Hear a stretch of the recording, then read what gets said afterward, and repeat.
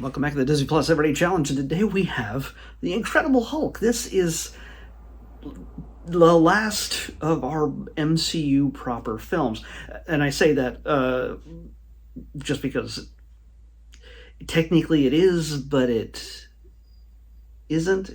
I don't know. It's a thing that nobody really cares about, but the Hulk is technically owned by Universal. Not owned, but I mean, they had the distribution rights to make things, and well, because Marvel was dying in the 90s and they had to sell off as many properties as they could, and that's why Spider-Man ended up at Sony, and X-Men and Ghost Rider and Daredevil ended up and Fantastic Four ended up at Fox, and that's why Marvel started with Iron Man when they started a new studio. A character that most people had no idea about, except for the comic book nerds and the kids who may have seen him in the cartoons along with all the other heroes. This is the second film to come out of the MCU proper in the same year, in the same summer, in fact, within 2 months of each other, right after Iron Man in 2008. It's kind of it's a movie in a state of of flux. Basically, when we get introduced to the Incredible Hulk here, which is, by the way, from 2008, it's an hour and 52 minutes. When we get introduced to him, this was made at around the same time as Iron Man was being made, and they really didn't know how well they'd do. They might have done moderately well. There might have been a few direct-to-DVD sequels made out of these if they didn't do well. Iron Man knocked it out of the park, and the Hulk, due to the fervor of that, did pretty well. I don't think it was not as universally acclaimed as Iron Man, but it introduced a new version of a very beloved character. Honestly, when it came to Marvel, when you think of Marvel Comics heroes, DC has Batman, Superman, Wonder Woman. Most of the time, when somebody says, "Oh, name a Marvel hero," 20-some years ago, you were going to say Spider-Man or the Hulk. Those were the two main biggies.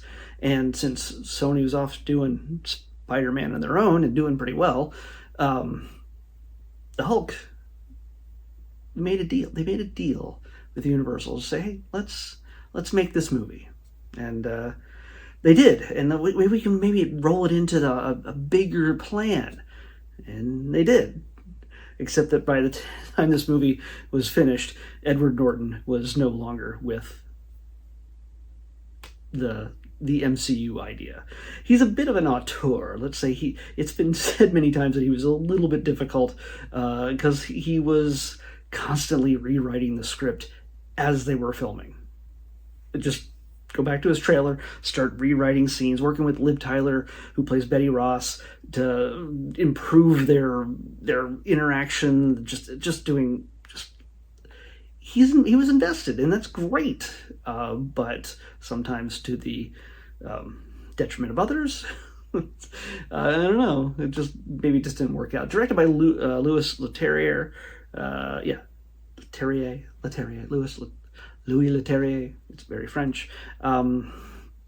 This sets a stage for, yes, like I said, a brand new version of the Hulk, not connected to the Ang Lee Hulk starring Eric Bana a number of years before. It had its own ups and downs. It had Hulk dogs in it. I understand the whole thing. There's a reason why there hasn't been another Hulk film since this one was released.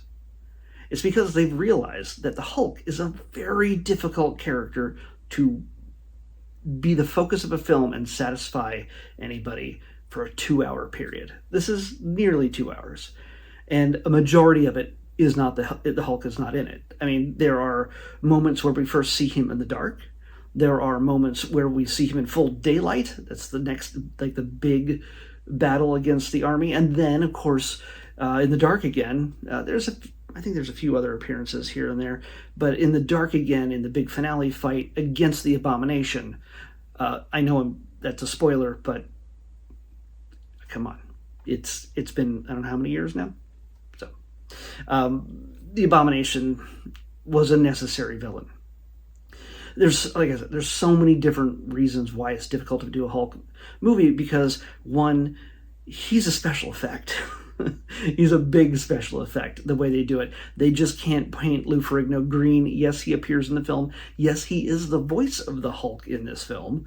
So when he goes, Hulk smash, it is Lou Ferrigno. So the original, if you don't know who that is, that's the original TV Hulk from the 70s, along with Bill Bixby. And yes, they find a way to bring Bill Bixby into this movie in a courtship of Eddie's father sequence on TV that Bruce happens to be watching at some point while he's hiding away from the government in Brazil. So Rio de Janeiro, probably. So yeah, it takes a lot of cues from that old beloved Bill Bixby, Lou Ferrigno Hulk series. There are references to Mr. McGee, one of the characters, one of the college students on the campus where there's a big battle, is named McGee. There's also a Jim Wilson, who is a friend of the Hulks at one point in the comics.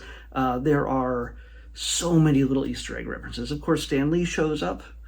He makes a bad choice in sodas. Let's just say that. It's just, there's a lot going on here. And so they decide to go back to the kind of the roots of the TV show and say, hey, look, Bruce is on the run because he hulked out and hurt Betty, and that really ticked off General Ross, her father. There's no rescuing Rick Jones from a nuclear blast in the New Mexico desert. That's way out of the way. It's just not something that they were going to do. They made it a genetic experiment kind of thing, kind of like the last one, but in this case they tied it to the super soldier serum, which made Captain America. There's shared elements in that. In fact, there's a lot of stuff in the Marvel comics and everything else, and technically I believe the MCU, that all builds out of the efforts to recreate the super soldier serum that made Cap. And I think Weapon X got tied into that. It's not yet, obviously, in the comics. I mean, the movies, but yeah, there's all sorts of things that deal with that. But we get in the very beginning of the film, we get a no dialogue, quick flash series of scenes that were shot to be shown in a quick sequence to put you up to speed as to why he is the way he is. No need to do a whole Uncle Ben gets shot and then Peter goes on, the whole that same origin story that we've seen with Spider-Man a million times. There's no reason to do that in the Hulk, where let's just have that whole dramatic build up. It would have taken up another half an hour, 45 minutes of the movie, and it wasn't needed. What we needed to know is, where is Bruce now? What's his relationship with the Hulk? And what's the Hulk's relationship with everybody else? And that's what matters. And that's what they did. And we see with Bruce just trying to live off the lam, just trying to do whatever he can to cure himself of the Hulk. And he's in communication with a certain man that sequence was actually taken, that little exchange with Mr. Blue was actually taken from the comics as well. I can't remember if that was a Peter David era story or not, but it doesn't matter.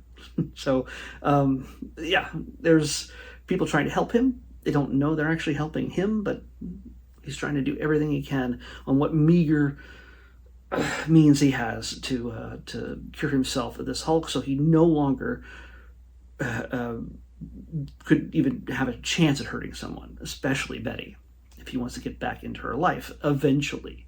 Of course, General Ross, who is played by William Hurt in this. This is, I believe, the first appearance of William Hurt as General Ross. He has since passed away and is now played by Harrison Ford in the new Thunderbolts movie. So if you're a little confused by the changing of actors, well, that happens a lot between Edward Norton to Mark Ruffalo, from Rhodey being played by what's his name, to Don Cheadle, And of course, now William Hurt being replaced by Harrison Ford, who will be the Red Hulk. Yeah. So, yeah, this is a little bit, it's not like the kind of movie you need to see in order to understand what's going on with the Hulk in all the other Marvel films, where he is co-star or guest star or whatever, like in the Avengers films, or Thor Ragnarok. Not Ragnarok. Ragnarok? Thor Ragnarok. Yeah, Thor Ragnarok. And also in She-Hulk, things like that. So the Mark Ruffalo Hulk has stuck around all this time, whether you like it or not. And it's in this, one of the other problems with having a main character who is just a primal force of nature, he tends to not talk a lot. They try to point the camera in a direction where they can get a different angle of him going, rah! And the digital character going, rah, in different ways, multiple times throughout the film. It's dramatic, it looks cool, and you want the Hulk to look cool, you know? But again, there's not a whole lot of substance to it. So you want to, it's sort of like every time you see a superhero in a big final 15 minutes of the film battle, he always loses his mask. Well, in this, you can't do that. You can't have Edward Norton peeking through going, oh man, I'm having an existential crisis. You can't do that. He has to stay the Hulk, and so you have to make it pay off with as much emotional build-up before that, and then just have him cut loose at the end. And you just see CGI characters beating the crap out of each other. The special effects for decent portions of this film not always hold up, but during the big battles, especially when you keep it dark and kind of rainy, it works. We get a little bit more expression out of the Hulk than I remembered. There's times when, yeah, he looks really intense and angry, and yeah, but there's moments when he's battling the Abomination, and the Abomination keeps coming, that the Hulk just was like, tired. Just like, I gotta do this again. He kind of looks annoyed, kind of sad, and that's a little bit more character than I thought they would be able to get out of him in the middle of a battle. One of the other parts is that, because of the reasons why it's difficult to do a Hulk movie, is that you have to have somebody who is on his level, and by nature, nobody is on his level. You can throw the army at him, and they can throw sonic cannons that can make him, rattle his brain, but you could just throw him into a bunch of giant wood chippers, and that might slow him down. But he can't die, technically. So, what can you do? You got to get the Abomination in there in the last 20 minutes of the film. Yeah. And just have them beat the crap out of each other and destroy Harlem in the process. Before that... Actually, sorry. I just realized that when I made a reference to Red Hulk, he is not going to be in Thunderbolts, or he might be. He might be. He's going to be in Captain America, Brave New World. Sorry. If you stayed this long, I'll have redeemed myself. The rest of you just checked out because I said the wrong movie earlier. Yeah, all four of you. So yeah, it's a frustrating thing to be able to have a movie where this character needs to, both sides of him need to get equal, maybe, screen time, shared screen time. That's why there's so many stories in the comics where it's always Bruce battling the Hulk and for supremacy, and sometimes in the astral plane or whatever, a way they can communicate with each other, face off with each other, and battle in his mind, kind of thing. All that stuff seems to be necessary in order to tell that story, but it's cheaper to do it in a comic than it is to do it in this. And so that's why they have so much. They also, when you get the Mark Ruffalo Hulk, you get Mark Ruffalo playing Mark Ruffalo, not just going rah a lot. Hulk smash. He gets to be Smart Hulk, which is a thing from the comics as well. So it's kind of good. This is letting us recover from the Ang Lee Hulk. Not that I don't hate that movie as much, and I do like the choices of the comic panels moving around. I know some people don't like that. I don't. I know the guy who wrote or co-wrote the Ang Lee Hulk movie, and it's not like we hang out together or anything, but I've met him a few times. Yeah, he knows. He knows what people think. What are you gonna do about it? He got paid. It's my opinion. He didn't say that. I said that. So yeah, it's in this though. This is Marvel's step into bringing the Hulk into the MCU. It's first and possibly last until they can just like fully get the rights from Universal, if that's a possibility. It's like we're not going to see a Namor film, even though Namor appeared in Wakanda Forever. You know, and we got a lot of movies and a lot of characters already anyway. We'll see them all again. But so yeah, what we get here in this is just some actually surprisingly funny moments. It does have some of the humor, but it looks and feels so much different than even these early Marvel films, MCU films. Again, Jon Favreau has a certain way of doing things with Iron Man and Iron Man 2, and then Captain America with Joe Johnston, and Thor with Kenneth Branagh. So they all have a different feel, and that's okay. That's great. That's fantastic. We don't need all these films to look exactly the same, but I'm surprised at I don't know if it's the grit of the film or the way that it looks. There's some parts that look like they were obviously shot in a set, but try to hide that better, I guess, is all I can say. But this film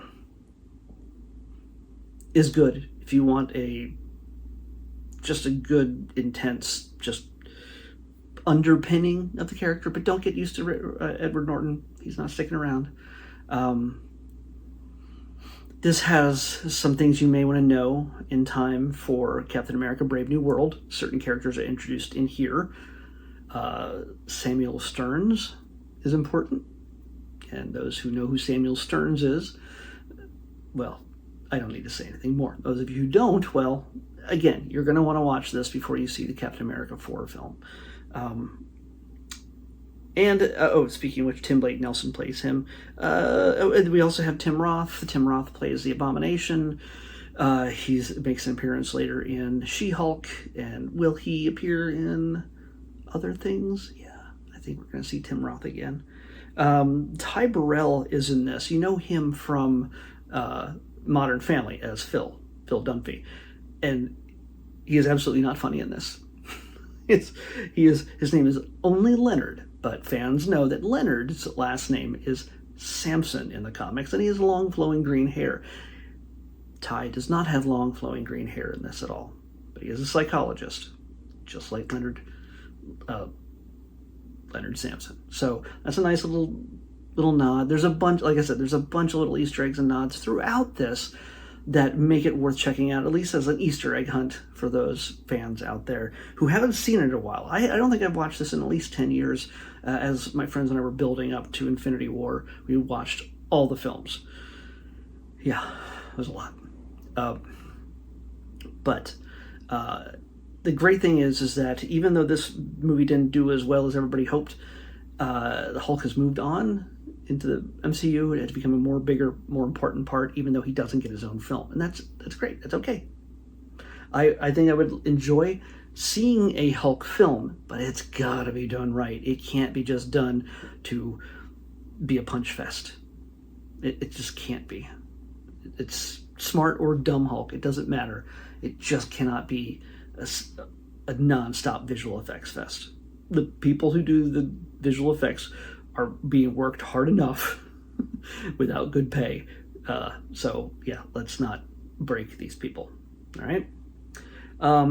Also, there's a scene in this film that never made the cut. I believe it was in the very beginning.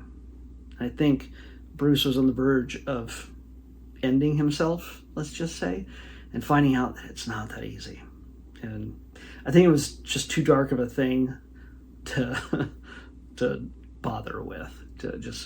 You might be able to find it in the extras. And also, by the way, there's a lot of Ty Burrell stuff scenes, so many scenes. I have the DVD or the Blu-ray, and yeah, I once watched the extras, and I don't know if the extras are on here, but man, there was a lot of Doc Samson footage for some reason. Do not know why. But we got the Hulk, so let's pick tomorrow's episode. 139. Now, like I said, I appreciate Edward Norton's devotion to, wanting to make a good film. And so it's great that, did that. But Marvel has moved on. And maybe he'll show up in a multiverse as a multiverse Hulk. Who knows? 139, right? I start blabbing away. 139, we got a short, or a series of shorts, actually. We'll probably watch one or two, see how that goes, and I'll come back to here and tell you all about it tomorrow. This is going to be me and Winnie the Pooh. So, yeah, I don't think it's a single thing. I think it's a series.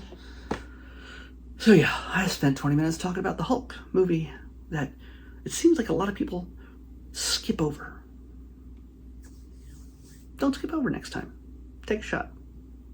It won't be your favorite. I can't imagine it'd be your favorite of the MCU films, but you could enjoy it. Me and Winnie the Pooh in the next Disney Plus Everyday Challenge. I'll see you back here tomorrow with that.